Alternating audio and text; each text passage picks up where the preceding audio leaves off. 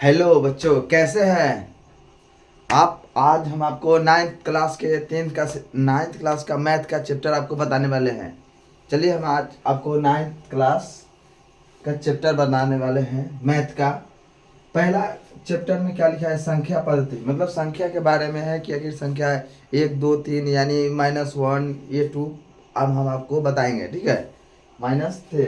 अब उसके बाद में है चैप्टर 2 में है, आइए चैप्टर 2 में है बहुपद, यानी बहुपद जो एक अचरमान चरमान होता है ना, वो हम आपको बहुपद चैप्टर 2 में बहुपद है। चैप्टर 3 में है निर्देशांक ज्यामिति होता है, जैसे कि निर्देशांक ज्यामिति होता है ना, ऐसे चिन्ह होता है जैसे कि निर्देशांक होता है।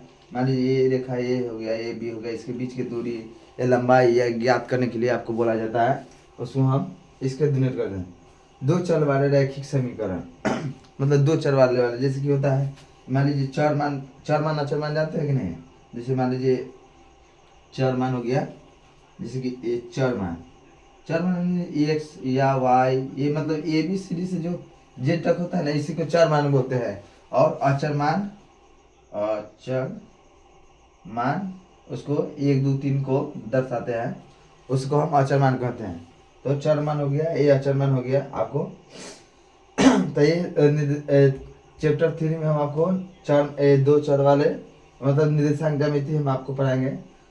चैप्टर नंबर 4 में आपको बताने हैं दो चर वाले रैखिक समीकरण, मतलब ये चर जो है दो रख, तो चर ये एक चर हो गया, ये दो चर है, यानी एक्स वाई के आपके बारे में मतलब हम आपको बताएंगे, ठीक है। एक्स वाई के बारे में बताएंगे।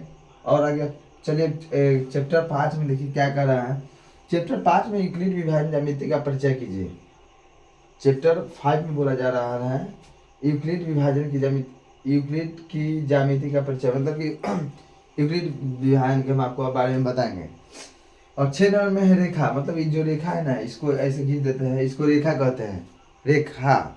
और कोण इसकी कहते हैं ऐसे, जो ये थीटा का कोण बना ए और बी, इसको हम कोण कहेंगे और इसको हम रेखा कहेंगे। क्या जी, तो हम 6 नंबर चैप्टर में हम रेखा और कोण के बारे में हम आपसे बात करेंगे। चलिए, और 7 में हम क्या कहा, त्रिभुज। त्रिभुज तो जानते होंगे ना, 8वें में पढ़े होंगे। त्रिभुज में मतलब ये 3 भुजा वाला ए बी सी, ये भुजा होता है, ए बी सी ये भुजा होता है। और 3 कोण होता है, 1 2 3, ये 3 कोण हुआ। हम त्रिभुज के बारे में हम आपको साथ में पढ़ेंगे। और 8 नंबर में क्या बोल रहे हैं, चतुर्भुज के मतलब यानी 4 भुजा वाला भी है, ऐसे 4 भुजा है ना, ए बी सी डी, यानी चतुर्भुज के हम 8वां चैप्टर में चतुर्भुज के बारे में हम बात करेंगे। चलिए, अब 9 में क्या कर रहे हैं, 9 में हम वृत्त के बारे में बात करेंगे। वृत्त जो होता है ना ऐसे, इसको हम वृत्त कहते हैं। तो हम चैप्टर नंबर में वृत्त के बारे में बात करेंगे। और 10वां नंबर चैप्टर में क्या बोल रहा है, हिरोन का सूत्र, मतलब हिरोन का सूत्र होता है त्रिभुज का जो होता है ना, ऐसे ये परिमाप हो गया, ए बी और ए सी, ये मान लीजिए 5 सेंटीमीटर है, ये 6 सेंटीमीटर है, ये 7 सेंटीमीटर है। इसको जोड़कर, ये तीनों को जोड़कर इस परिमाप निकालेंगे, और उसमें सूत्र जो होता है उसको हम लगा के वो निकालेंगे।